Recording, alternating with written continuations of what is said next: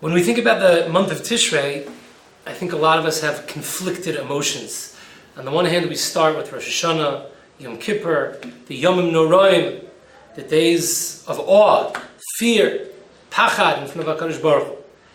And then there's a very strange and jarring transition into Sukkot, 5 days after we are in Shul all day fasting Yom Kippur.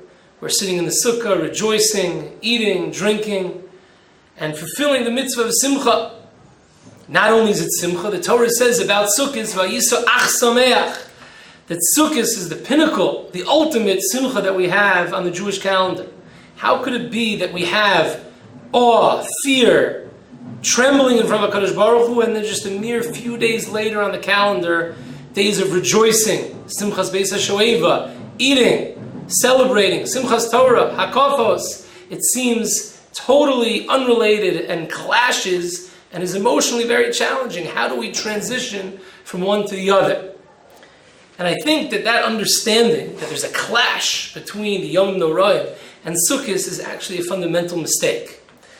When we look around in the Sfarim, we see that the Gdolim throughout the generations have seen a clear, smooth progression from the Yom Noraim into the days of Sukkot. We'll try to take two approaches, two understandings of how we can understand and enact and live up to this transition to make it smooth from the Yom Noraim into the days of Sukkot. Rav Beiser writes in Alei Shur that what typifies the Yom Noraim is that there are days of pnimius. There are days when we focus internally, we introspect, we look at our spiritual souls, and for a few days try to minimize our physical desires.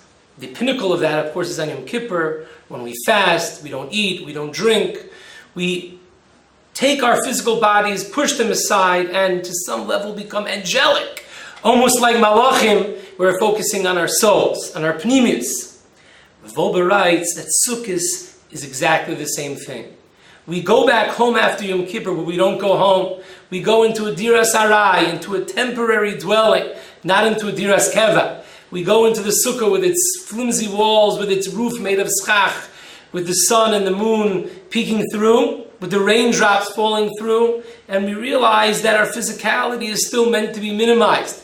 We still have the opportunity to look inwards, focus on our pnimius. We're still building that pnimius, that internal development which we've gone through Rosh Hashanah, Yom Kippur. We continue that forward on Sukkot, such that the simcha of Yantiv is a simcha of pnimius, a simcha of focusing internally, leaving that physicality aside, entering into the diras arai, and not having the diras keva. That, Rav Beiser says, is the transition that we're meant to understand from the days of awe, Yom Noraim, Rosh Hashanah, Yom Kippur, into Sukkot. It's one step after another of building our internal world rather than focusing on our external selves. That's Rav Beiser's approach. Practically, Rav Beiser's approach is somewhat challenging, I think, because at the end of the day, we sit in our sukkah and we eat meat, we drink wine, we go to Simchas Beis HaShoeva, we have Simchas Torah. We seem to be very involved in physicality. It's hard for us to view it, despite the temporary walls around us. It's hard for us to view it as minimizing the physicality. So I'd like to mention an approach in the Sifsei Chaim, Reb Chaim Friedlander, Mashgiach of the Panovich Yeshiva. Reb Friedlander writes as follows. On Yom Kippur, Rosh Hashanah Yom Kippur, we say in the davening of V'chein tein pachtecha. We ask Hashem to give us the fear that we should fear Him properly. Reb Chaim Volozhiner explains, what are we asking for? What are we asking for to be saying tein pachtecha? Reb Chaim Volozhiner writes that we're asking that our maisim, our actions, should reflect our yediyas, our knowledge. We know that Hashem exists. We know that we have to fear from Him. But our actions don't always reflect that. That's what we're davening for, that the pachad should be real. We should live with that awe of the Ribono Shel Olam. Says the Sifsei Chaim, that's exactly what Sukkot is. Sukkot is fascinating, points out the Sifsei Chaim. What do we do when we sit in the sukkah? What's the mitzvah?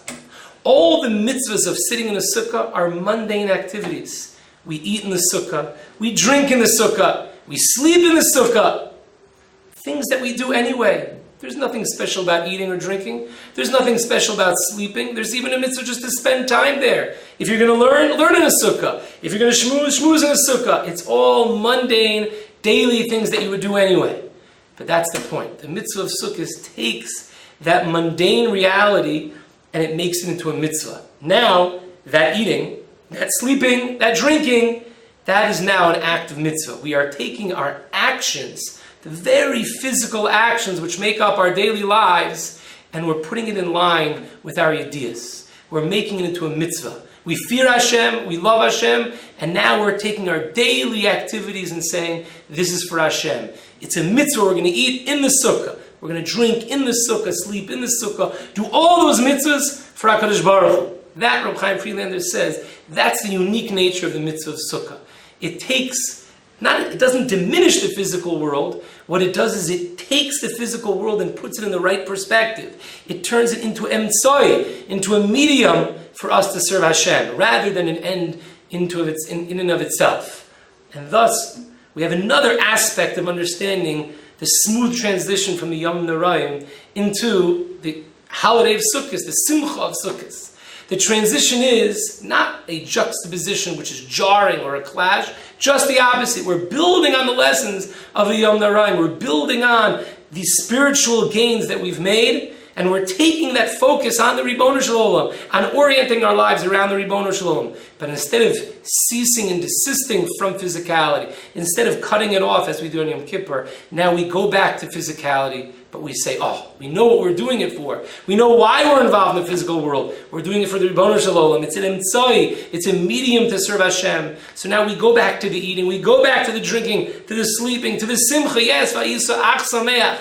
It's the ultimate simcha because we're taking those physical blessings that Hashem gave us and using it to serve Hashem properly.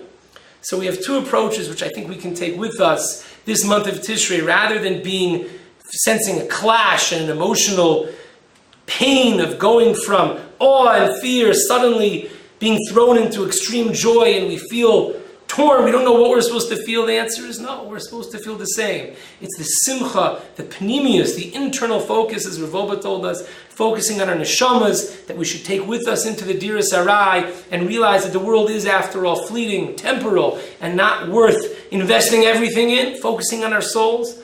But also, maybe on a more practical level for us, using Rav Chaim Friedlander's approach, the Sifsei Chaim, to take the world, use the world, but use it as an emtsoi to show v'chein tein pachta, that we've lived up to the blessing of the Yom Noraim, that we've taken our ideas, that which we know, and now we're living it. We're going back into the world and taking those ideals of the days of awe of the Yom Noraim and putting into action v'yisa ach sameach.